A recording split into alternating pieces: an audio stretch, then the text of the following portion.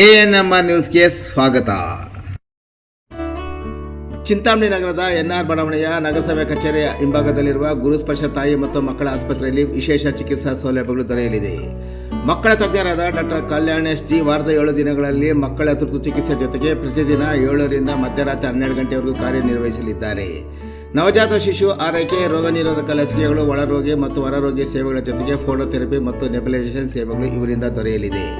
ಪ್ರಸೂತಿ ಮತ್ತು ಸ್ತ್ರೀ ರೋಗ ತಜ್ಞರಾದ ಡಾಕ್ಟರ್ ಯಶಸ್ವಿನಿ ಜಿ ರವರು ವಾರದ 7 ದಿನಗಳಲ್ಲಿ ಬೆಳಗ್ಗೆ 10ರಿಂದ ಮಧ್ಯಾಹ್ನ 2 ಗಂಟೆ, ಸಂಜೆ 6ರಿಂದ 9 ಗಂಟೆವರೆಗೂ ಕಾರ್ಯನಿರ್ವಹಿಸಲಿದ್ದು ಬಂಜೆತನ ನಿವಾರಣೆ ಮತ್ತು ಲ್ಯಾಪ್ರೋಸ್ಕೋಪಿಕ್ ಸ್ಪೆಷಾಲಿಟಿ ತಜ್ಞರಾಗಿದ್ದು, ಇದರ ಜೊತೆಗೆ ಆಂಟಿನೇಟಲ್ ಕೇರ್, ನಾರ್ಮಲ್ ಡೆಲಿವರಿ ಮತ್ತು caesarean section, high risk pregnancy services, family planning service ಸೇವೆಗಳ ಜೊತೆಗೆ ಗೈನಕಾಲಜಿಗೆ ಸಂಬಂಧಿಸಿದಂತೆ ಅಡೋಲಸೆಂಟ್ ಪ್ರಾಬ್ಲಮ್, PCOD ಪ್ರಾಬ್ಲಮ್, ಗರ್ಭಶಸ್ತ್ರ ಚಿಕಿತ್ಸೆ, ಕ್ಯಾನ್ಸರ್ ಸ್ಕ್ರೀನಿಂಗ್, ಲ್ಯಾಪ್ರೋಸ್ಕೋಪಿ ಸರ್ಜರಿ ಸೌಲಭ್ಯ ಇವರಿಂದ ದೊರೆಯಲಿದೆ. ಆಸ್ಪತ್ರೆಯಲ್ಲಿ ಔಷಧಿ ಅಂಗಡಿಯ ಸೌಲಭ್ಯ, ಒಳರೋಗಿಗಳ ಸಾಮಾನ್ಯ ಮತ್ತು ವಿಶೇಷ ಕೊಠಡಿಗಳ ಜೊತೆಗೆ ಆಕ್ಸಿಜನ್ ಸೌಲಭ್ಯದ ಕೊಠಡಿ ಸಹ ದೊರೆಯುತ್ತಿದೆ.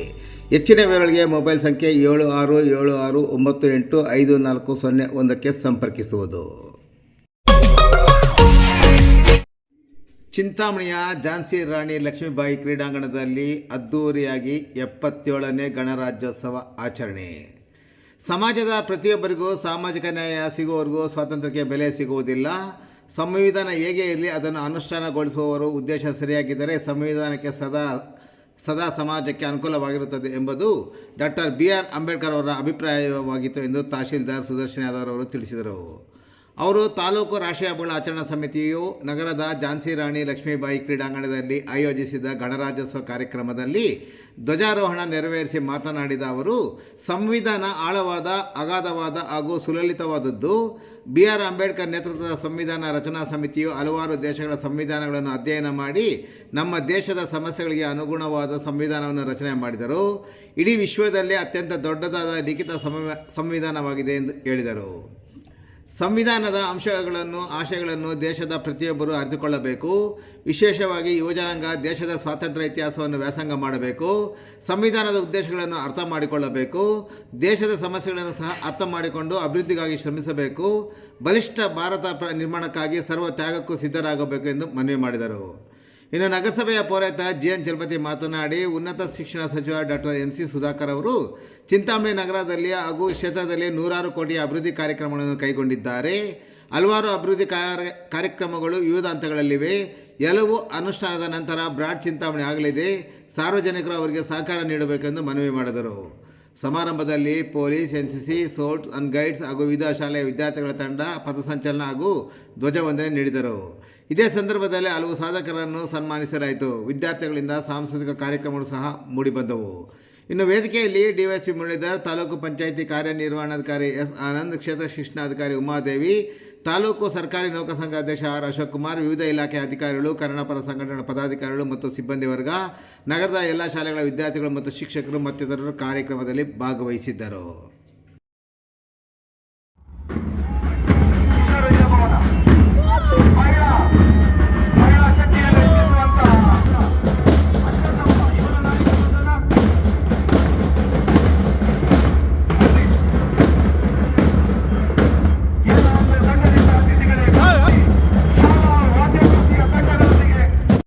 ಅನುಮತಿ ನೀಡಿದಂತಹ ದಂಡಾಧಿಕಾರಿ ವಂದಿಸುತ್ತಾರೆ.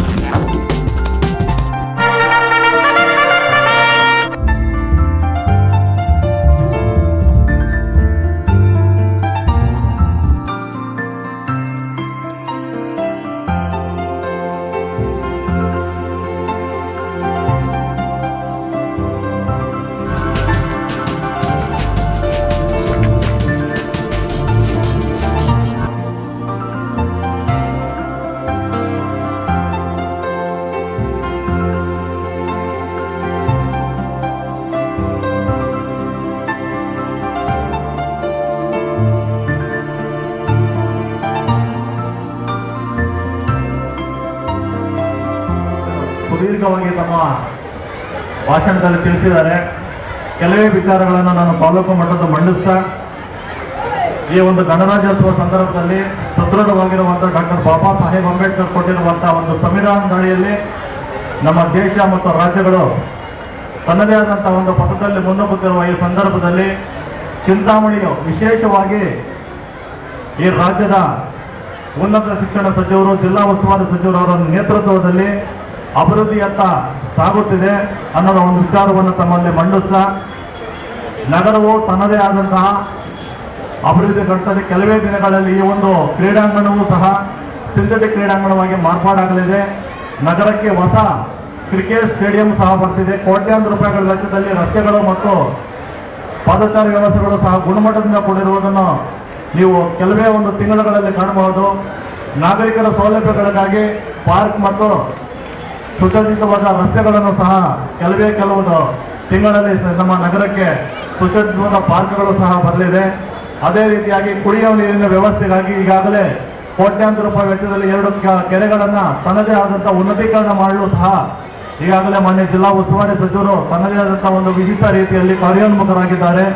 ವಿಶೇಷವಾಗಿ ನಗರದಲ್ಲಿ ಮತ್ತು ಗ್ರಾಮಾಂತರ ವ್ಯಾಪ್ತಿಯಲ್ಲಿ ಪ್ಲಾಸ್ಟಿಕ್ ಮುಕ್ತ ತಾಲೂಕನ್ನು ಮಾಡಲು ತನ್ನದೇ ಆದಂತಹ ಪಣ ಹೊಟ್ಟಿದ್ದಾರೆ. ಅದಕ್ಕಾಗಿ ಎಲ್ಲ ತಾಲೂಕು ಮಟ್ಟದ ಅಧಿಕಾರಿಗಳು ಸಹ ನಾವು ಈಗಾಗಲೇ ಅವ್ರ ಜೊತೆ ಕೈ ಜೋಡಿಸ್ತಾ ಇದ್ದೀವಿ. ತಮ್ಮಲ್ಲಿ ಎಲ್ಲ ತಾಲೂಕಿನ ಎಲ್ಲ ಜನತೆಯಲ್ಲಿ ನಾನು ಈ ಸಂದರ್ಭದಲ್ಲಿ ಕಳಕಳಿಯಿಂದ ಮನವಿ ಮಾಡ್ತೇನೆ. ದಯವಿಟ್ಟು ಎಲ್ಲರೂ ಸಹ ಪ್ಲಾಸ್ಟಿಕ್ ಅನ್ನು ತ್ಯಜಿಸಿ ತಾಲೂಕನ್ನು ಉಳಿಸಿ ಅಂತ ನಾನು ಈ ಸಂದರ್ಭದಲ್ಲಿ ಹೇಳ್ತಾ, ಪ್ರತಿಯೊಬ್ಬರೂ ಸಹ ಗಿಡವನ್ನು ನೆಡಬೇಕು, ಪರಿಸರವನ್ನು ಉಳಿಸಬೇಕು ಅಂತ ಹೇಳ್ತಾ ಈ ಎಲ್ಲ ಕಾರ್ಯಗಳಲ್ಲೂ ನಮ್ಮೊಟ್ಟಿಗೆ ಕೈ ಜೋಡಿಸಿ ತಾಲೂಕಿನ ಅಭಿವೃದ್ಧಿಗೆ, ಸರ್ವತೋಮುಖ ಅಭಿವೃದ್ಧಿಗೆ ಕೈ ಜೋಡಿಸಿ ತನ್ನದೇ ಆದಂತಹ ವಿಶಿಷ್ಟವಾದ ರೀತಿಯಲ್ಲಿ ಸಹಕಾರ ಕೊಡುತ್ತಿರುವಂತಹ ಮಾನ್ಯ ಜಿಲ್ಲಾ ಉಸ್ತುವಾರಿ ಸಚಿವರಾದಂಥ ಡಾಕ್ಟರ್ MC ಸುಧಾಕರ್ ಸಾಹೇಬರಿಗೆ ಮತ್ತೊಮ್ಮೆ ತಾಲೂಕು ವತಿಯಿಂದ ಮತ್ತೊಮ್ಮೆ ಧನ್ಯವಾದಗಳು. ರಾಷ್ಟ್ರೀಯ ಹಬ್ಬಗಳ ಆಚರಣಾ ಸಮಿತಿ ಚಿಂತಾಮಣಿ ತಾಲೂಕು ವತಿಯಿಂದ 77ನೆಯ ಗಣರಾಜ್ಯೋತ್ಸವ ಸಮಾರಂಭವನ್ನು ಹಮ್ಮಿಕೊಂಡಿದ್ದೀವಿ.